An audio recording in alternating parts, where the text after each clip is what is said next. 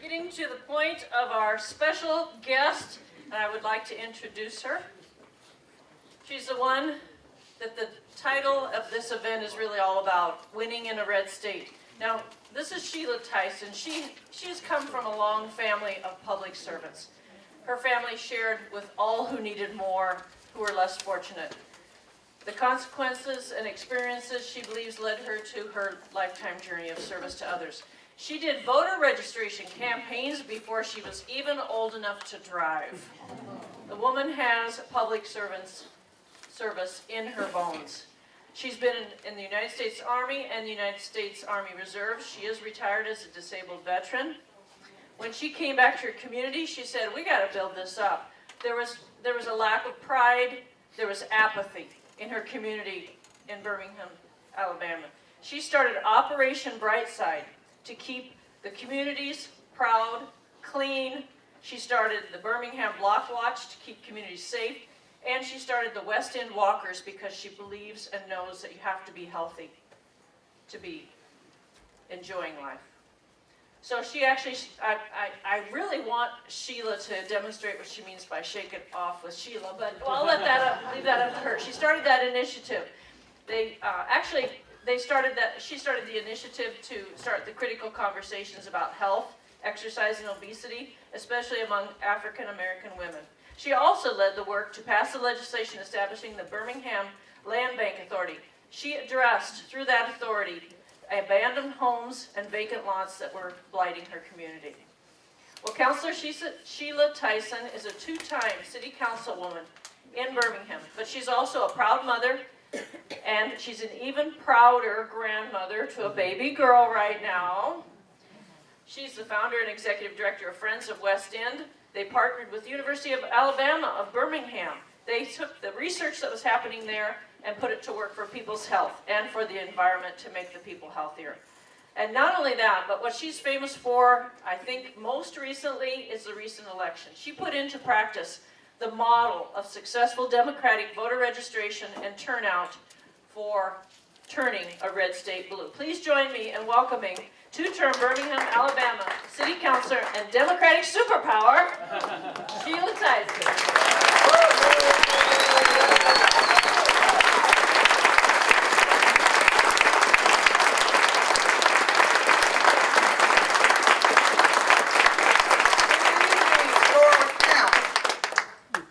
You know what? It's unbelievable. I want to first tell everyone good evening. When I talked to John, I was like, they want me to be a guest speaker. Where?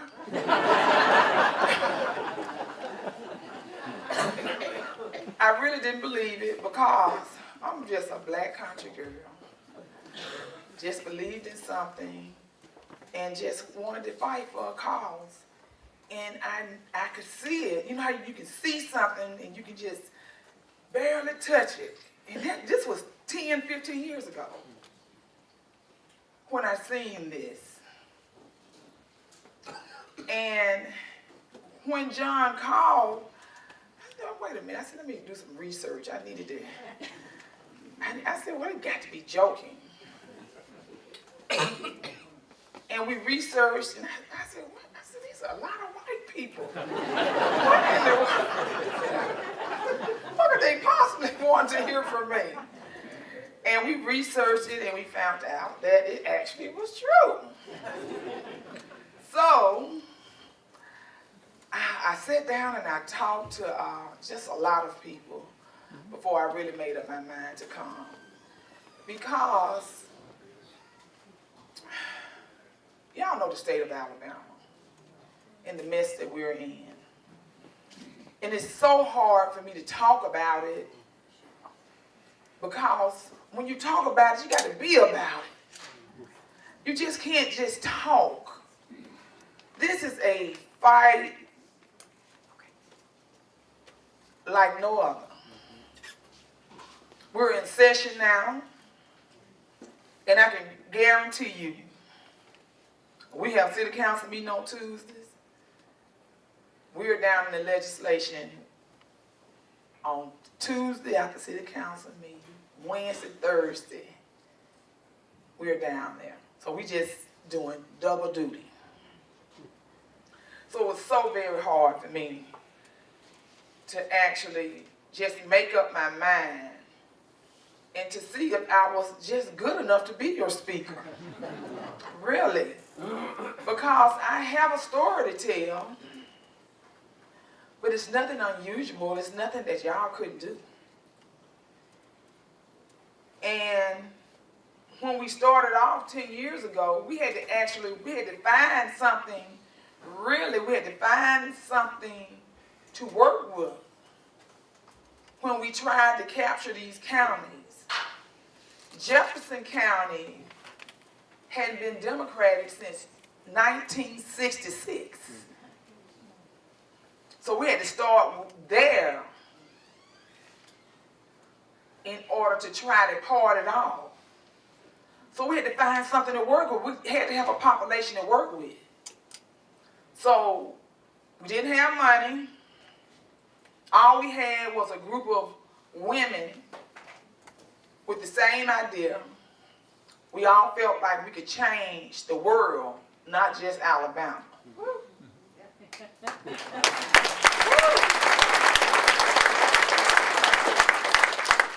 So we had to find something to work with. And we started pulling the stats. We had to get a person from UAB that we had to convince to help us. We had to get somebody from Auburn we had to convince to help us. Because they thought we were out of our mind. It's no way you're getting ready to turn it. I said, we can turn Jefferson County.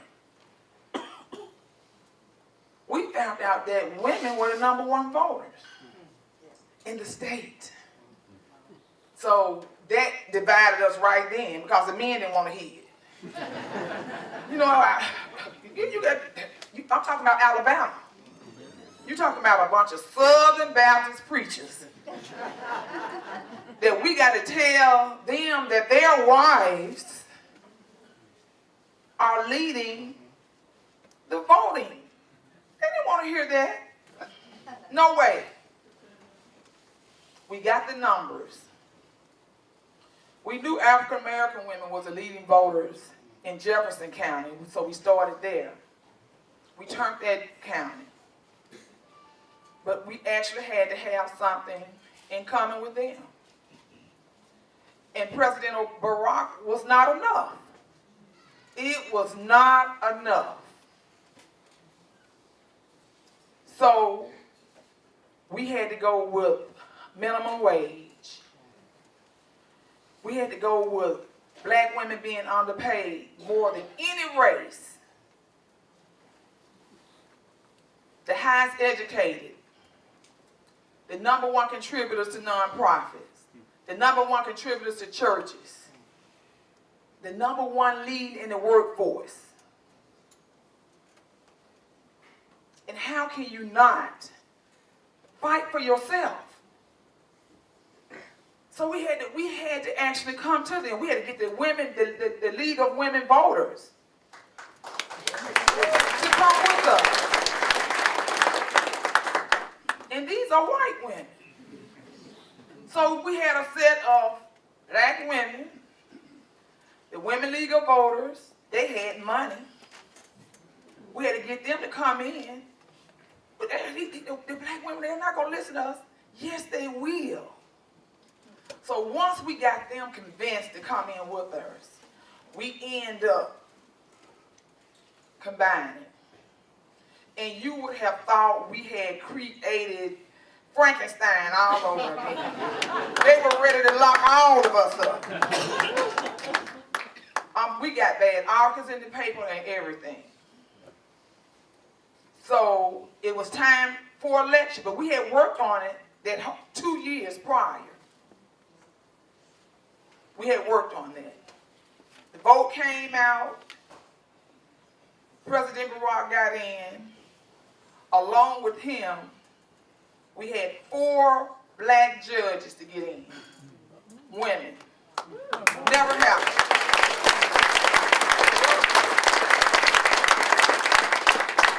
And the Democratic ticket won. So that means that we had to try to move to more counties.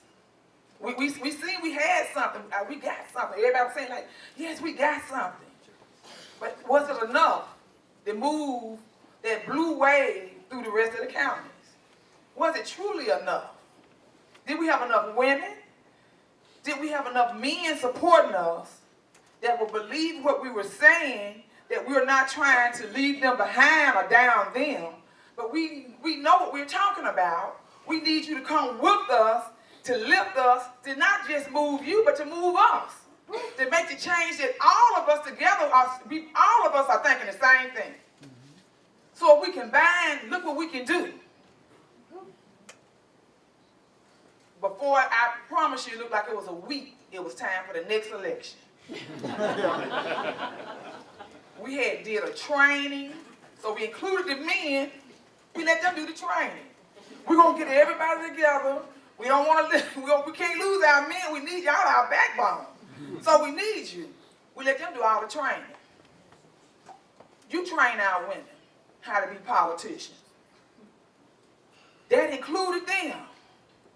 We end up with 9 black judges winning. Wow. In Jefferson County. We end up with 4 white judges winning.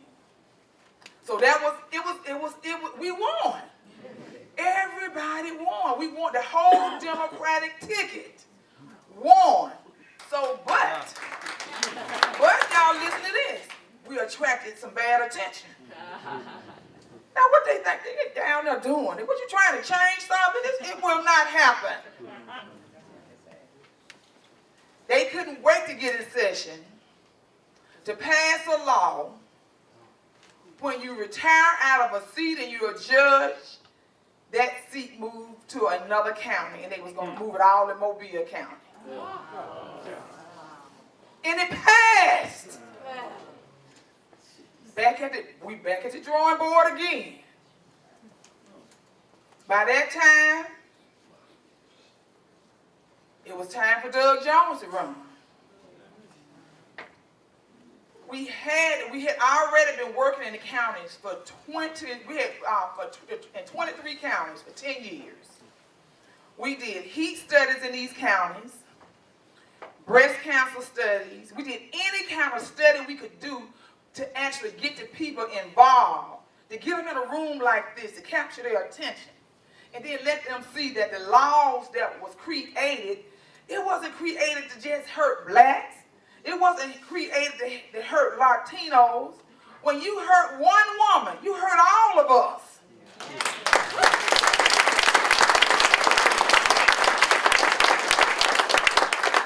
When you see laws on the book, you never see a color barrier.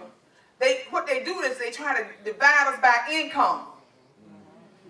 But you don't know whether you might fall in that income in 2 years, or your children, your mother, your grandmother, you never know.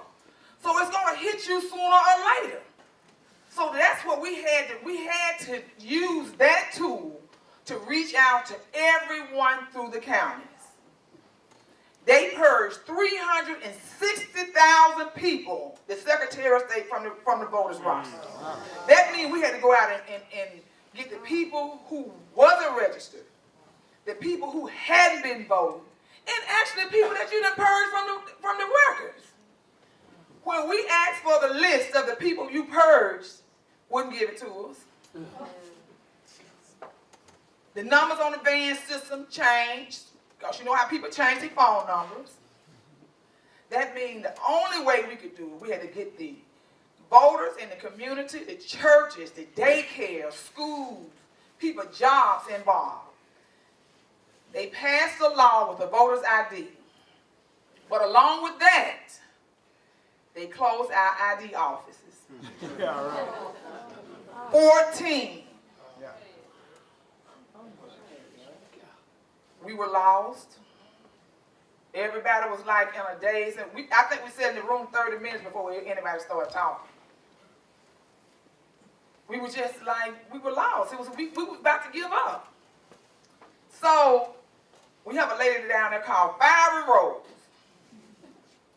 and she earned her name. We did a caravan throughout the counties. All the counties that they closed was a black belt. Those was the counties that had no access to voters' IDs, to get them, to even take a picture. They had to drive 2 and 3 hours to get one. But they seen where our voters base was now. They pulled the records. They seen we had people coming out of those counties, voting, so they tried to get us any way they could. So we had to, some kind of way, get in there to find these people.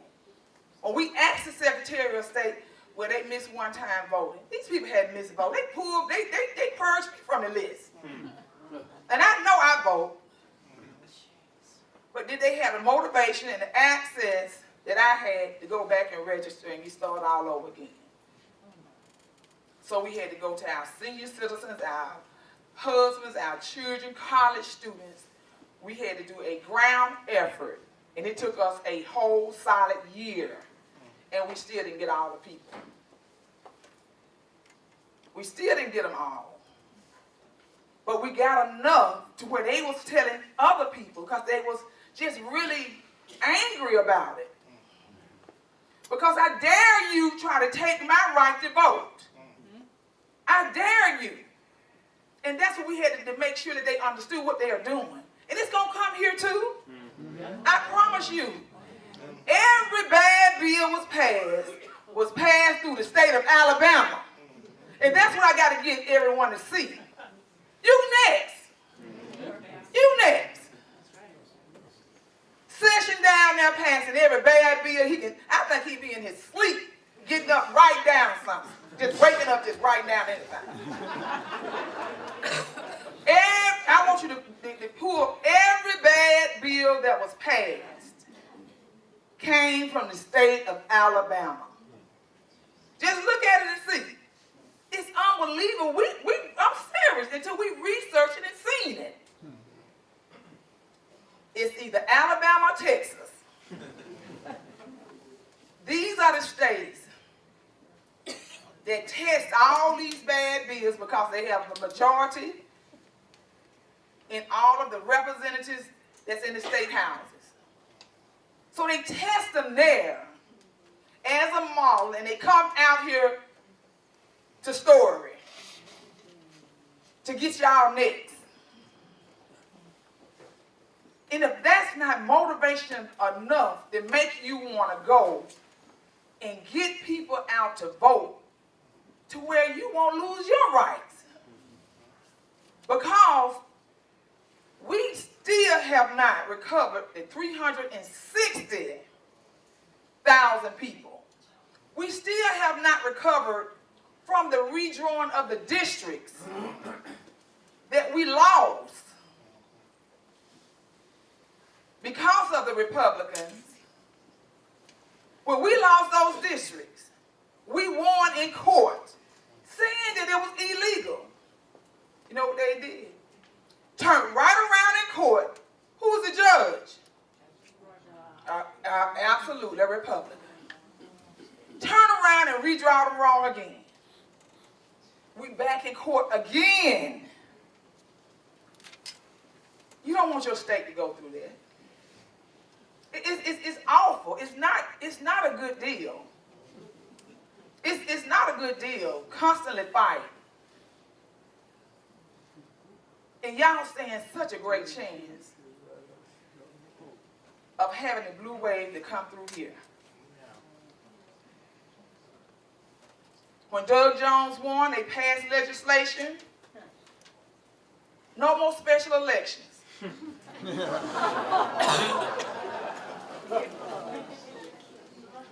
We down there now fighting that. They're gonna win. They're gonna win. So it's just hard. And they want to keep us divided. They don't want the men to know that the women, it's just a power shift. The power have shifted. And there's nothing wrong with it. It's nothing wrong with it. woman that you love is one of the leading voters. You love her, she loves you, she's going to share it with you. It's nothing but a power shift. The power shifts every 20 years anyway. And ladies, it's just our turn. That's all it is.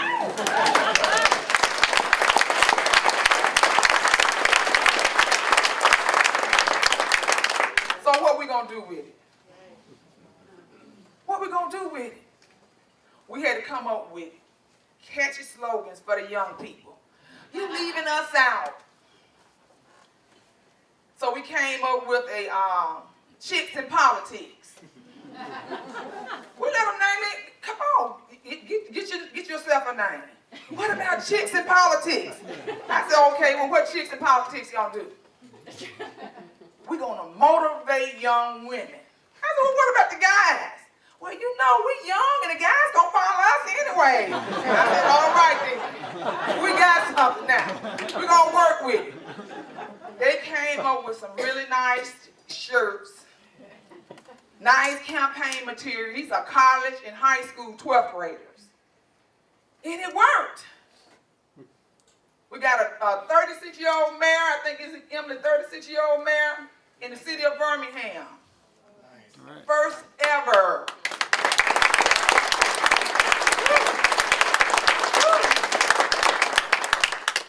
It works.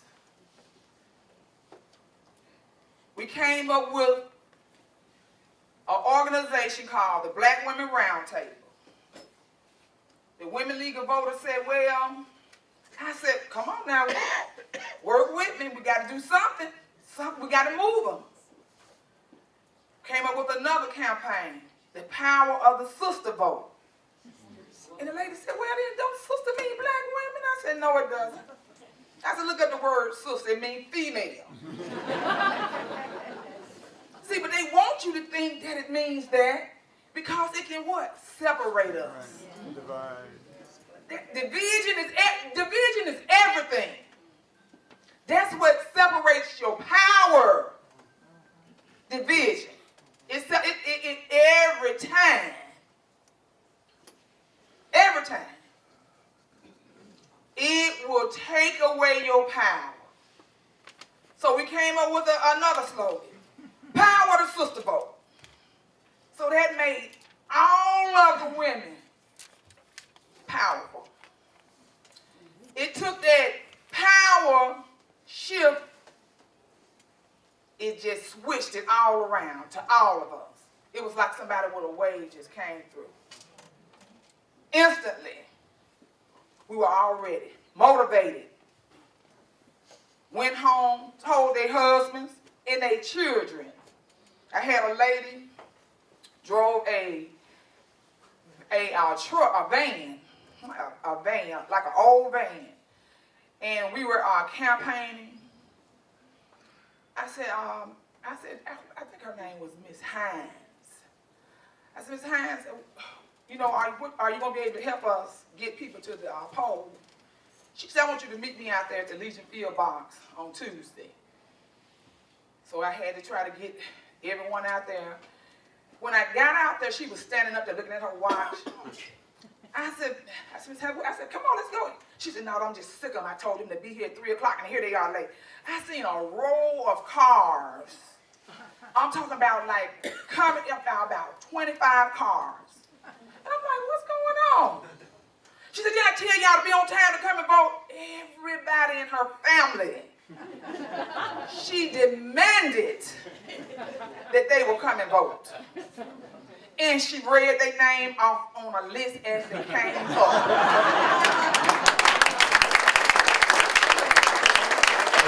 That's power. That's power. That's the type of participation we had. That's how serious this was. It really wasn't so much about Roy being a child molester. Before that came out, before that even came out, we had a point to prove. We had to prove that the study that we had showed that women were the #1 voters in the state of Alabama. We had to show them that we were telling the truth. And that's the way they took it. They took it so personal. And they was determined. I'm talking about, when I said determined, I had a lady, she had to be in her late 80s or early 90s. I knocked on her door. We were actually in the Black Belt. We had just left a lady house that had us crying, and we had to put over on the side of the road to actually cry. Because we went to her door, and the young lady was one of the white students from one of the colleges called. She said, "Miss Tyson, could you come down here with me? You would not believe this lady's story." Talking about Roy, and I hate to even call it last name because it just upsets him so bad. And she said, "Well, he never took their clothes off, and that he never," all type of excuses, to where when we left there in tears, could not believe the excuses that she was making in order to support this man. But the Lord knew that we needed something to just take us out of that. We went up the road about a mile. The houses are so far apart. We went up the road and came to this older lady house. She had a regular truck. And we asked her, was she coming out to vote? She said, "Oh, yes, I vote on all the elections." I said, "Well, is it any way that do you need a ride? Because we can give you a ride." She said, "No, wait a minute, baby." She went in there and got her purse, and a little change purse. She had $20. She said, "You see these $20? And that was like on a Friday or Saturday. She said, "I'm going to save this $20 to Tuesday. See that truck out there? I'm going to fill it up with this 20, and I'm going to ride through this Black Belt, and I'm going to get everybody I see and take them to the polls."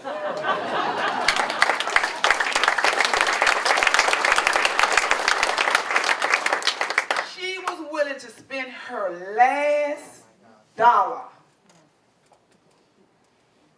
to make sure people got out to vote. That's what type of dedication you have to have. We went back that Sunday of that Monday, gave her a gas card. We made sure she had gas to take the people out. We had a lady that was in a wheelchair.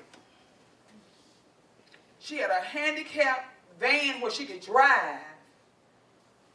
It was nothing for her to go pick up people. I knew it 4 months before the election, because you could feel the motivation. You can feel when you're going to win.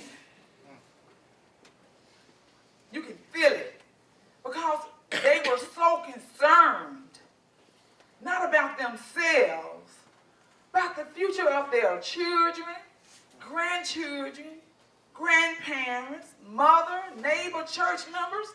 It was a family. Even though we didn't all look alike, weren't the same color, but we had so much in common than we did apart. When you put us all together. And that's what we used through that whole state. No matter what barriers they set, the laws that they just create, the money we didn't have, we didn't get money from the Democratic Party until the day before the election. But they didn't see no way of this man winning. I'm telling you, we asked them, we asked people. They said, "We just like throwing money down a dark hole. There's no way this man gonna win." I told them, "You're wrong. You're not out here with us. He will win." I knew it. I told them. I said, I almost could guarantee you, he's gonna win. I could see it in the people's eyes when we went to the churches. And the pastors didn't mind preaching in between sermons about how important voting was, in between Sunday school, changing in and going to the 11 o'clock service. We had that type of dedication out of pastors. And you know how hard it is to get in a church. But they was willing to do that. That right there, it was just plain as day. It was time for a change. And this is what you're going to have to do. You're going to have to call the churches. You're going to have to go out and motivate these young people. Let them create some things on their own. Men, hold your wife's hand and guide her along the way, because it's a power shift. Women are leading the voters in this state, all the other states. And we just got to accept that and win. We can win together.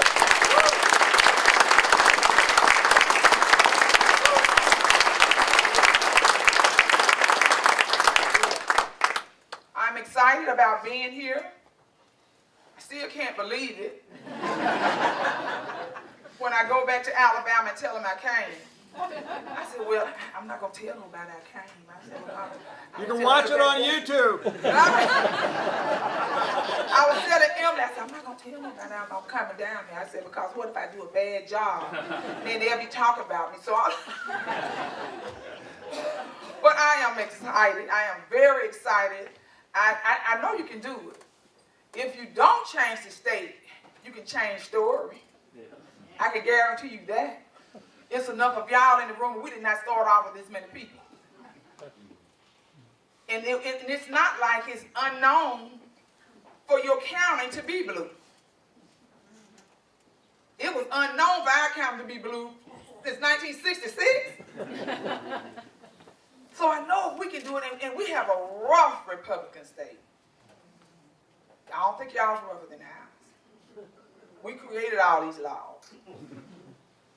I know you can do it if you all work together and stick together. And thank you for inviting me.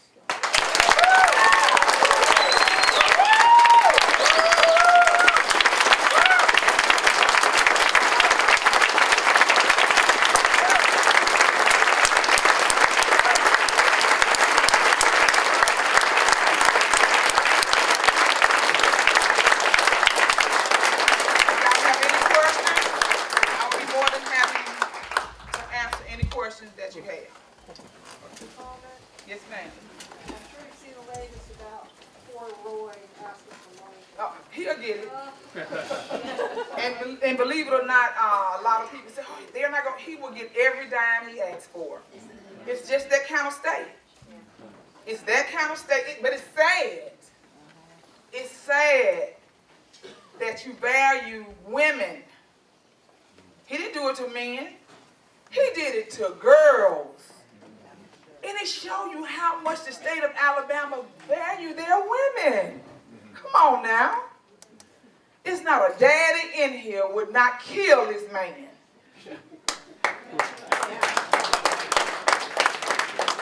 But you value your girls so much to where you will fund his campaign to go out and do it again. And that's the way I look at it. And I'm not trying to be harsh. But I couldn't imagine, and I have told several people, if you believe in it that much, send your daughter over there to work for him.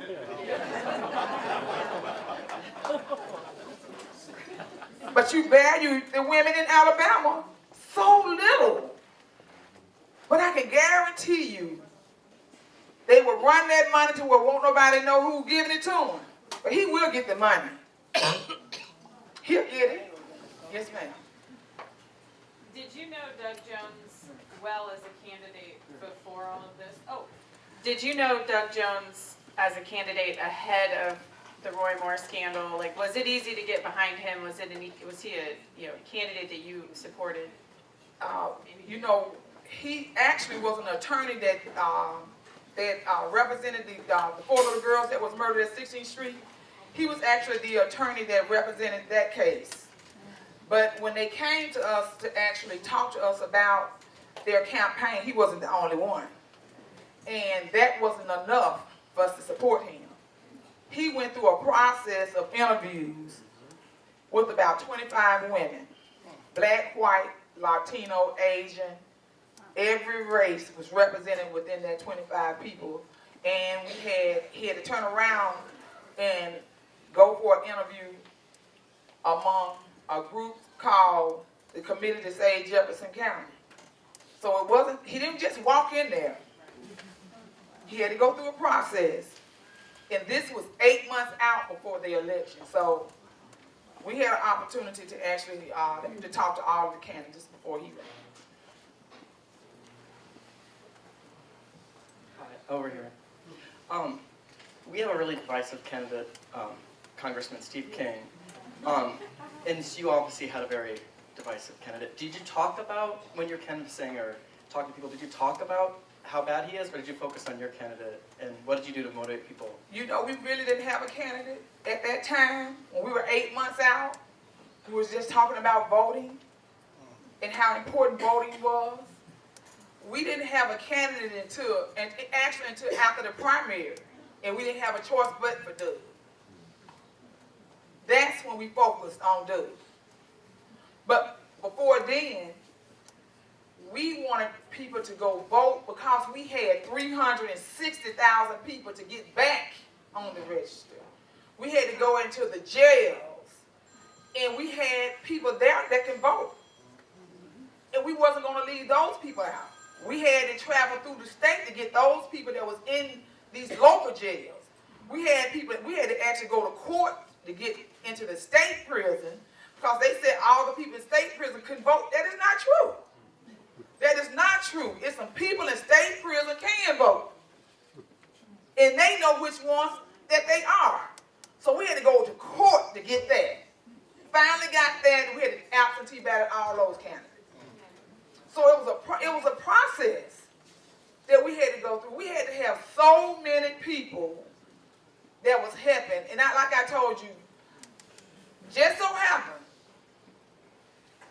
that I've been screaming the loudest, the reason that I have been more publicized than others. But it wasn't just me. I promise you. It wasn't. Because if I got in trouble, I had to get somebody to get me out of jail. and I'm a public official.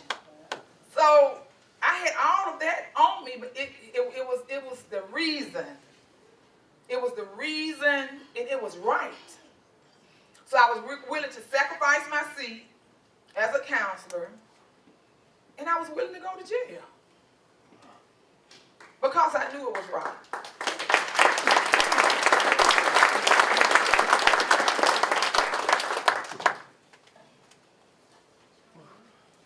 Any other questions? Don't be scared. Ask me. I don't mind. You can ask me anything. Right here.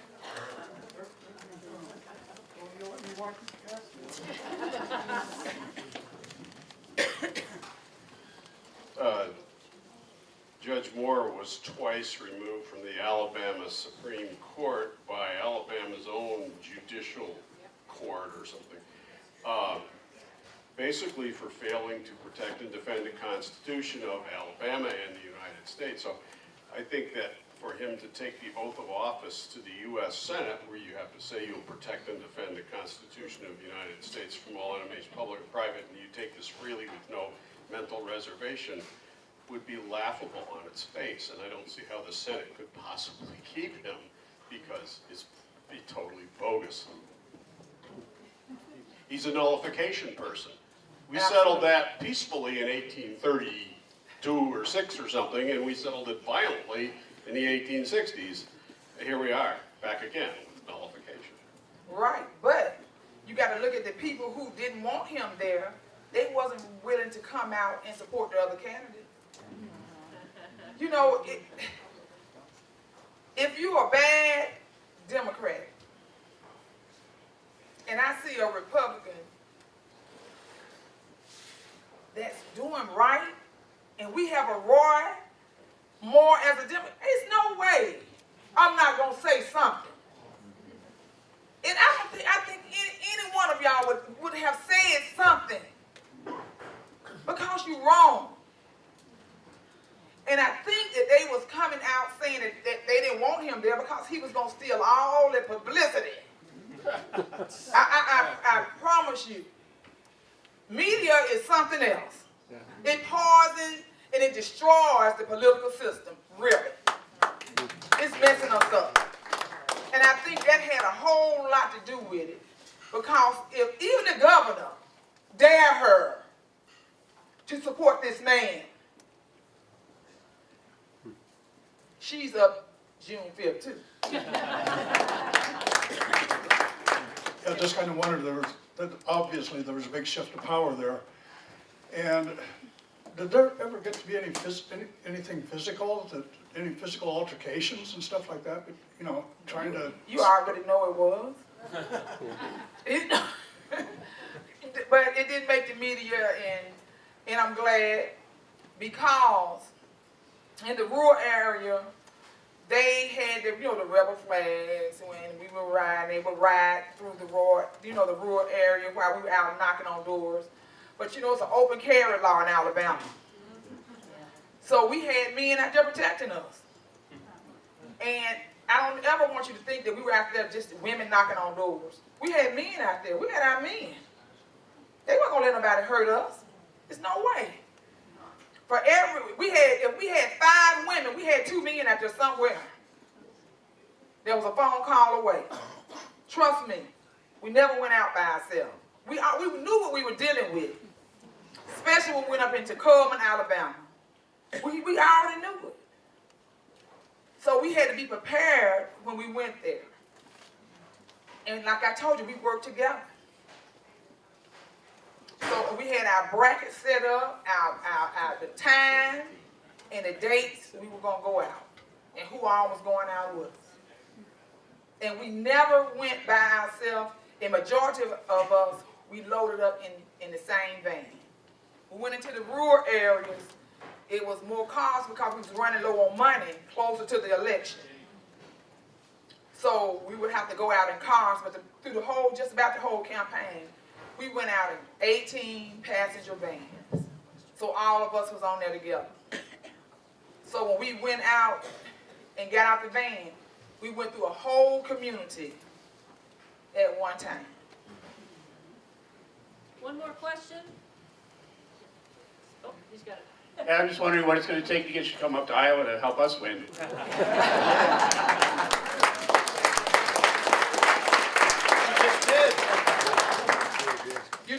Y'all have the capabilities, really have more capabilities here than we did in the state of Alabama.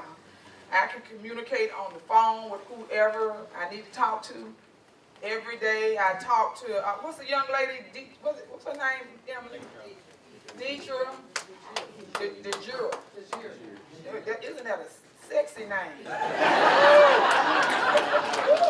It really is. And I might change my name to that because and I will be more than happy. I would actually come back if it's necessary. But I had to go to South Carolina, North Carolina, and we did a training there. And I would be actually more than happy, but I can do it, I can FaceTime. It's not necessary for me to come back. It would just be easy for me to FaceTime and make sure it happens. So I'll be more than happy to do it.